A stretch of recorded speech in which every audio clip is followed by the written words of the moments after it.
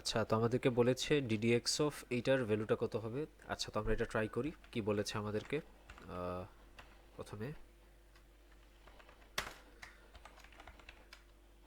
Log two based x to the power x, তারপর এটার সাথে মাল্টিপ্লাই করতে হবে লগ এক্স বেস টু এটার, তাই তো।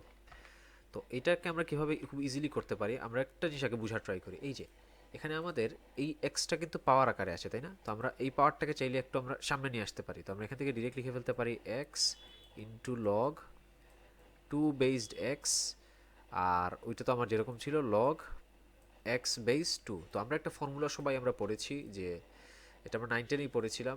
কোন ফর্মুলার কথা বলছি আমি? ফর এক্সাম্পল আমার যদি এরকম থাকতো যে log A based M times log M based B, মানে এইটার আর্গুমেন্ট এবং এটার বেস যদি সেম থাকতো আমরা ডিরেক্ট লিখে ফেলতে পারতাম লগ এ বেসড বি। এটা আমি আর ডিটেলসে বলছি না। তো এখানেও তো সেম কাহিনী হচ্ছে। এখানে কি হচ্ছে আমার, ওই এক্স এটার আর্গুমেন্ট এবং এটার বেস মিলে যাচ্ছে। তাহলে আমি এখান থেকে লিখতে পারি না x into log two base two, তাহলে টু বেস টু তো ওয়ান, তাহলে এখান থেকে আমি ডিরেক্ট লিখে ফেলতে পারি এক্স।